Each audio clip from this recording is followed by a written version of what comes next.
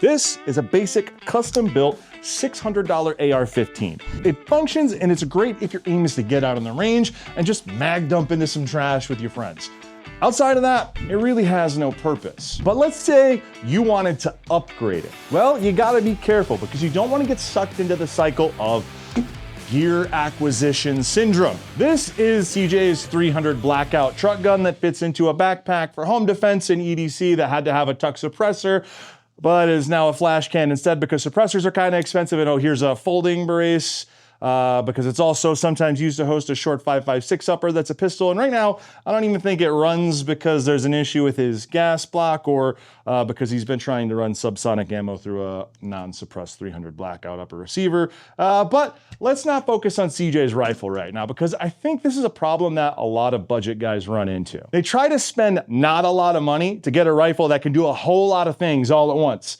And then you end up with a rifle that barely even works at all like CJ's right now. Look, it's very simple to create a large checklist of all the things you want a rifle to be able to do for you. And when you're on a budget, you can end up burning a lot of cash trying to build that do everything gun. And here on YouTube, the trends are changing every single day, and there's always another new, shiny, innovative AR-15 part aiming to save the entire day for the guy who only has $10 in his pocket. Let's take this simple $600 AR-15 and build with intentionality and a $400 budget to see what we can maximize after just $1,000 of total spending on a single custom-built firearm. Here's the rules that I'm gonna abide by just to keep this challenge fair. I have a massive warehouse of gun parts that lets me do just about anything that I ever want, whenever I want, and I've also got about a decade in the industry, and I can technically cut corners and costs in places that most people can't, and that's not really fair. So I'm only going to buy parts online through retailers that you all have access to, and I'm gonna use the online secondary market to buy parts wherever possible. I am not allowed to call up my buddy at manufacturer X to ask for an industry discount, and I am not allowed to go straight to a supplier and buy at the lowest possible price. I'm also not allowed to go digging through my own stash of parts from 20 years of shooting and pick up some freebies. Wouldn't be possible for you guys to do it, and I'm not gonna do it in these builds here today. We are also going to operate off of a video game rule set here. If I'm replacing a part on this gun, I'm allowed to recoup 50% of the MSRP cost on that part to bolster my $400 budget. Okay, I guess that makes sense. It's like I'm trapped in the Escape from Tarkov world and Fence is the only guy that is buying parts right now. And guys, one more quick note. I am building today based on the assumption that this $400 budget is not going to impact my ammunition budget, my training budget, or my ability to access a range to practice the fundamentals of marksmanship. The single greatest way that you can improve your rifle build is by getting behind it and mastering the fundamental art of marksmanship out on the range.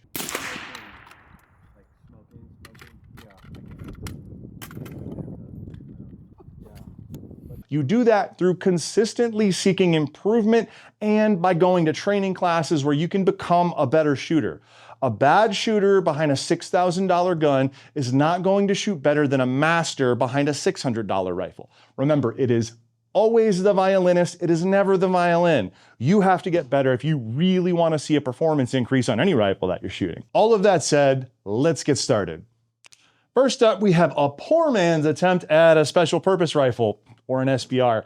This is not an attempt at a clone, and none of the builds we're doing today will be attempts at clones because that's not really in the cards with our budget.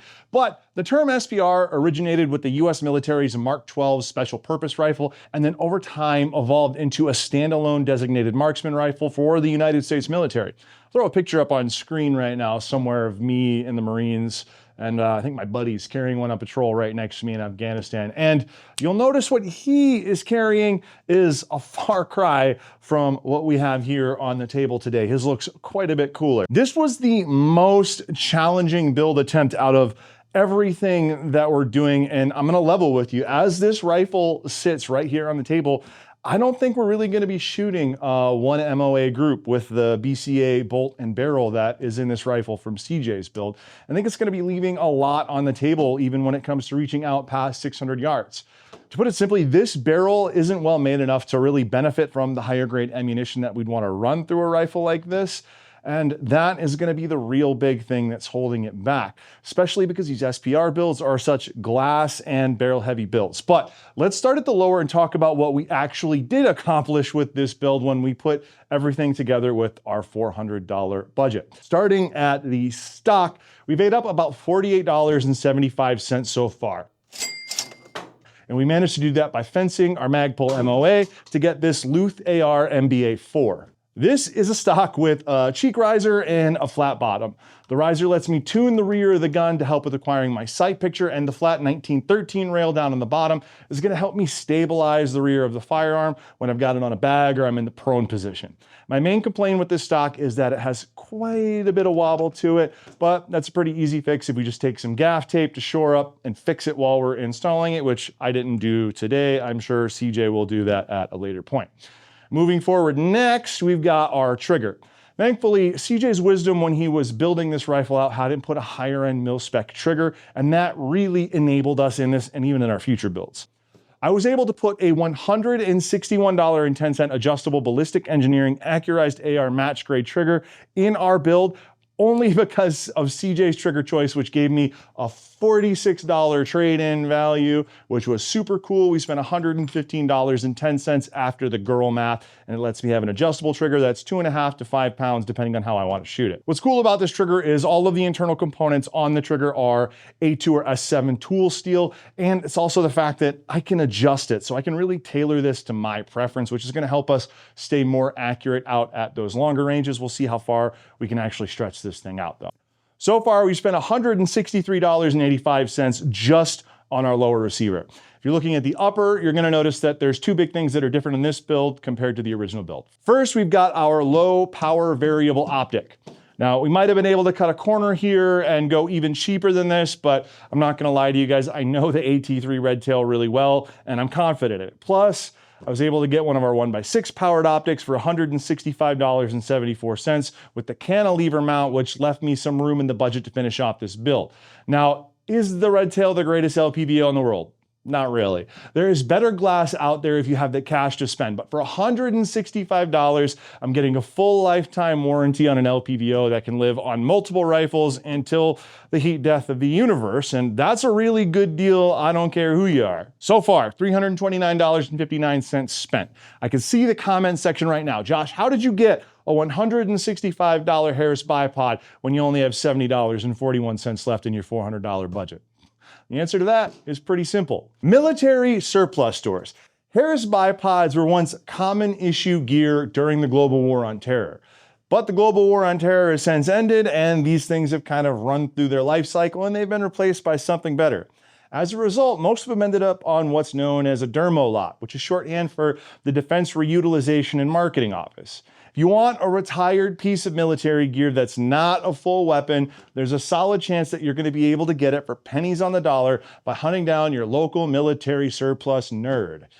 I know he might be a little weird, but he's worth knowing. I cannot overstate the importance of shopping through military surplus when you're doing a build. And honestly, I don't think I've ever heard anyone talk about it. They're really not that hard to find. You can find a lot of them on Instagram, and they're always sharing really cool stuff. And that's how we found these at such a good price. Now, the Harris bipod isn't the fanciest piece of gear on the planet. In fact, it's gotten quite antiquated when you hold it up against something like the Atlas bipod or the AccuTac, but it's better than a lot of the cheap options that are out there that can get kind of floppy. And when I put this Luth AR stock on the rifle, I knew it would be best to pair it with a really solid bipod so I could fully stabilize the rifle from the prone position or on a bench when I'm trying to stretch this thing out to its max capacity with the kind of cheap-ish 4150 barrel that we got on here.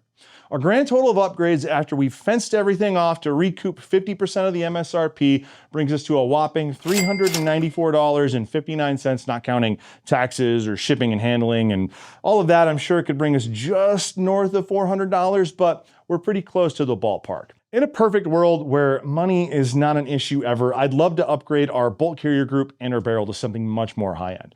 I'd also love to get an adjustable gas system on here with a better muzzle device so I can run a suppressor. And I'd love to spend about half the price of the rifle on the glass just to make the whole shooting experience much less stressful on my Mark I eyeballs. That, however, is not the world that we live in, and it's not the world that any of us live in. An SPR is a super ambitious and expensive build.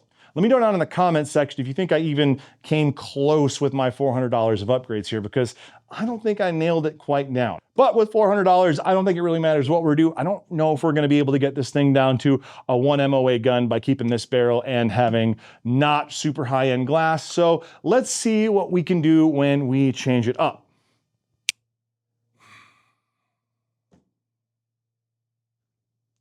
Here is a take on that same $600 rifle, but tailored for competition shooting. Most of the time you think of a competition build, you're thinking about a gun covered in hyper-optimized super Gucci parts. And that's because a lot of the competitors that you're exposed to are professional shooters with, let's be real, an almost unlimited budget to tune their rifle exactly to their needs. If you're just getting into competition shooting though, this rifle right here is gonna serve you well for quite a long time. Again, let's start at the back of the build and work our way forward. Starting with the stock, we've got the Mission First Tactical Minimalist. This is currently one of the lightest weight and most inexpensive stocks on the market. After I fenced our Magpul MOE to set us up with some girl math, we spent $28.99 on this thing. This drops the weight of our stock by about 2.4 ounces to just 6 ounces total for some of the min-maxing that gives us a smaller profile on those days where we're walking around the range in between stages. And it also makes things just a little bit lighter, putting this thing into the bag and carrying it around in our little pull cart. Coming forward to the lower receiver, you'll notice that we've upgraded the trigger and the safety using one of Rise Armament's trigger kits that includes a 69-degree ambi safety along with the flat face Rave 140 with some anti-walk pins. Our total cost here was about $93.99 after we fenced off our original nickel boron mil-spec trigger, and I don't think the Rave 140 is a trigger that needs much introduction. In my opinion, this trigger is one of the kings of value as far as the cassette systems go, and if you want to learn just a little bit more about why we think that here at AT3 Tactical, you can check out this video right here. For a quick add-on to improve the ergonomics of the rifle just a little bit, I added ArmaSpec extended mag release for $19.79. This is one of those little things, but believe it or not, it does make a difference from an ergonomics perspective, because the last thing that I personally want to do is fumble around with my mag release in the middle of a stage, because I was struggling to walk into bubble gum at the same time during a reload, which happens more than I would like to admit. With our lower, our objective was to reduce the weight and to improve the ergonomics of the rifle. We accomplished that task pretty well, I think at least, and we only spent about $142.77 doing it. The hardest upgrade that we had to do on our workbench was installing that trigger from Rise Armament, but I think pretty much anyone could do that with just the tools that Rise includes with the trigger in the box. Now, if we shift to our upper receiver, you'll notice 3 things on camera. First, we got rid of the BCA bolt carrier group and we traded in out our mil-spec charging handle. We also added a little budget red dot to the top rail so you don't have to rely on these iron sights too much. I would like to offset these iron sights in the event we had a red dot failure out in the range, but it's not in the budget just yet, and we're not running an LPVO either. So I can save some weight just by pulling them off of the rifle at a later time, and I think that's actually what we're going to end up doing if we go run this rifle. For the optic, I got the Stinger Axiom over the 4th of July weekend. I think I spent about $69.99. Nice. Now, it's not the greatest red dot in the history of red dots, but for our competition shooting purpose, this thing is going to get us in the game at a screaming hot price, and it has a lifetime warranty to boot, which is super important to me. For the charging handle, we went with the Breek Sledgehammer, mostly because it matched that $69.99 price tag. Oh, brother, this guy stinks! And you guys already know that we're gonna have to have something from the Breek boys on our build every chance we get, since they're fellow Minnesotans fighting in the Bacara market with us. All units, Irene. I say again, Irene. I would recommend adding this cheap versus expensive charging handles video to your watch later playlist if you got the time to do that real quick. And you'll learn a little bit more about Breek and why we like them so much. I went with the gas busting sledgehammer, even though we're not shooting suppressed with this just yet, because I want as much of that gas blowback as possible, as far away from my face as I can get it, especially when I'm shooting all day. And this helps out with that quite a bit while not adding Radian Raptor money to my build. Before we move down to the end of the handguard here, I want to take one more stop inside the upper receiver, where you'll notice the bolt carrier group has changed from that black nitride to a nickel boron finish. This bolt carrier is the engine of our rifle, and I've seen one too many rifles go down in my time shooting from the bolt failing to do its part in the cycle of operations. There's nothing worse than being 2 hours from your workbench at a competition and having your bolt fail you. So we upgraded to a nickel boron bolt carrier group after fencing the BCA for like $29.32, which left us with a cost of $89.67 for this AT3 branded bolt carrier. For the record, I did try to find one that isn't ours, but at the time of my research on gun deals, we actually, believe it or not, had the best price on these. Last but not least, after spending $372.42, I wanted to get one last small thing on my rifle to really personalize it. Stinger had these minimalist barrier hand stops on sale for $24.99, and I picked one of them up just to provide a solid index point at the end of the handguard and to top off my budget at $397.41 for our competition style build. But hey, I see you, Greg. I know you've been watching Admin Results and Garland Thumb and Dirty Civilian on their cool ass dirt bikes. A competition rifle is great when you're on the range with the boys, playing a game with shot timers, but it'll get you killed in them streets when the drones come. I hear you. I'm not wearing all this for a YouTube video. I'll be right back. General purpose rifle or your standard GPR. That's what this setup is all about. I know a lot of you in the comments wanted to see a recce build or a recon build after CJ finished this rifle, and I did put one of those together, but for the sake of time and brevity, we're not going to include it today. If you want to check that build out, head down to the description of this video and hit our email list up, and I'll send you that setup along with all the other setups we've done today. This is our jack of all trades build. It serves as the baseline or a standard setup that just handles a whole wide range of practical tasks pretty well. And it's kind of what CJ was going for on his 300 Blackout build here. It doesn't specialize in doing any one task super well like our SPR is attempting to. And because of what you can get away with, a baseline setup that's been modified with some cheap accessories can usually get to that GPR setup pretty quick. So looking at this holistically, you'll notice that everything I changed on this build exists on the upper receiver group with the exception of our sling, which this is just a used Vickers sling that I picked up for $45 on Facebook Marketplace. It's, in my opinion, that every rifle can be improved just a little bit by having a sling on it. And as of right now, the Vickers sling is currently my go-to sling. Whenever I see one, I get one of those, even though that's going to drop my budget down to $355 to finish the rest of the setup. In a perfect world, we only have to engage with the charging handle once, and that's when we're making the rifle ready to fire by charging the weapon. Unfortunately, we don't live in a perfect world, and the other time that we need to engage with the charging handle is when something has gone wrong in the cycle of operations and we need to get the weapon back into the fight by clearing a stoppage or a malfunction. The tack latch and larger charging handle wings give us a better purchase in those times of stress, so that's why I always kind of turn to them. But if you're using a large ambi charging handle, you just gotta watch out for it becoming a snag hazard, especially if you're wearing something like I was when we started this section of the video. Moving forward from that, though, you can see that we went with the AT3 red dot and 3X magnifier.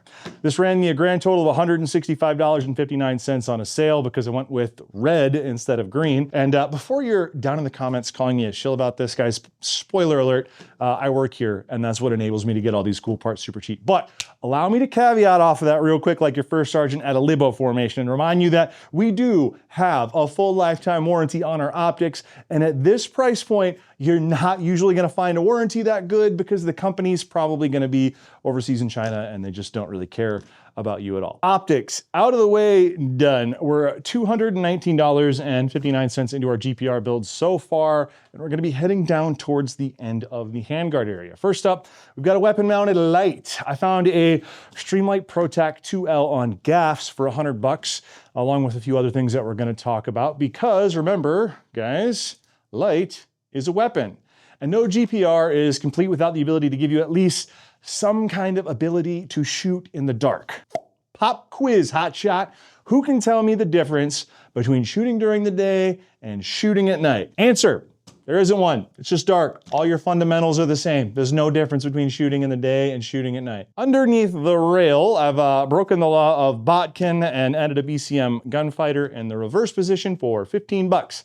I also got that on gaffs with the Streamlight from a guy who was upgrading his build to some more expensive parts. So I'm not gonna complain. His upgrade, I guess, you know, I was his fence in this case, so worked out for me. For me, the BCM gunfighter is a staple in all of my setups. It gives me a super solid index point. It can be used as a lazy brace on barricades, and it allows you to hook your rifle onto your chest rigs magazines when you're doing patrols, which helps with your mental stamina because you're not having to spend so much energy focusing on where your rifle is. You can just kind of let it hang and be lazy. That is one of the main reasons why I like a forward grip. Last but not least, we have a Plan B muzzle brake down here at the end of the barrel that we spent $59.95 on so that we could future-proof this setup a little bit just in case we want to suppress it. You can see CJ kind of did the same thing here with his little flash can. It brings our grand total on this GPR setup to $394.88. In a perfect world on our GPR, I'd love to put a trigger to improve the overall feel of the rifle, but the nickel boron mil-spec trigger that CJ picked out for it is actually not a slouch, so it's good enough for now. I'd also love to change out the barrel and the bolt carrier group to ensure that I'm maxing out reliability and the life of the barrel for training, but that's a pretty in-depth and expensive process, and it's just not gonna be something that's in the cards today for this build based on the budget I have. But if I get a little bit more cash to invest into this, those are definitely two things that I'm gonna be pushing up and improving. You know, I'd also love to get a super expensive cameraman that will run around behind me and shoot houses for epic Instagram montages too, but you know, we just got to work with what we have sometimes, even if it's only good enough for just right now. So that is 3 complete rifle builds that you can do for under $1,000. What do you guys say we take this GPR that I just finished up out to the range and put it through a series of tests against CJ's 300 blackout build? That's great and all, Josh. How does that stack up against like a $2,500 off the shelf gun? Why don't you put another 1,500 bucks into it and see what you can do?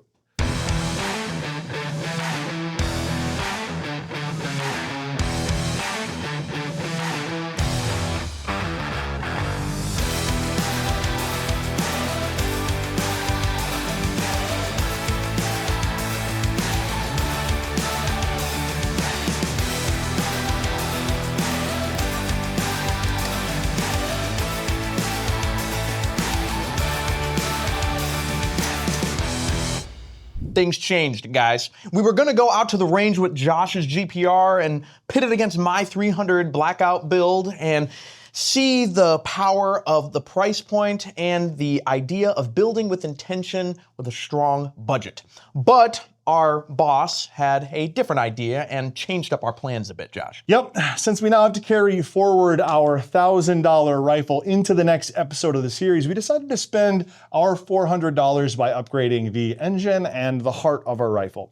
By far the weakest parts of the current $600 build is the Bear Creek Arsenal bolt carrier group and barrel. These were perfect for the original intention of just having a fun, capable gun that we can mag dump into trash with the boys on a weekend while we're learning some basic fundamentals. But now that we're adding another $1,500 into the mix to create a $2,500 rifle, I wanted to use that $400 wisely to make an upgrade that will let us turn this thing into a rock solid AR. To do that, I found a 16-inch cold hammer forged chrome-lined Geisley barrel for $299 and worked to get that installed.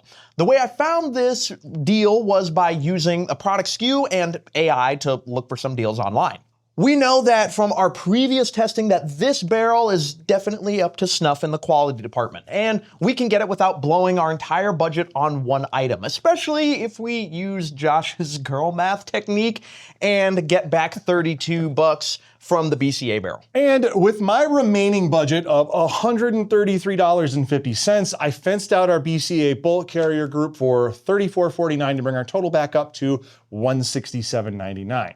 This let me pick up a steel barrel nut for our 2A Basics handguard to upgrade it from the less quality aluminum one for about 20 bucks. And it also let me upgrade our bolt carrier group to a Faxon Firearms 5.56 M16 complete bolt carrier group. This shores up both the heart and the engine of our $1,000 build and will let it punch far above its weight class once we start pitting it up against a hyper premium factory roll mark. If you guys want to see how CJ and I complete our $2,500 rifles, make sure you hit that subscribe button down below. And if you want to see our original $600 build, you can check out this video right here above CJ's head. We'll see you in the next one. Ow. Ow. Herder. This, I'm like squinting super hard because the teleprompter is kind of far away. Squinting like a motherfucker. My Ben, hurry it. He said that, Ben, not me. You accuse me with the girl. The girl math.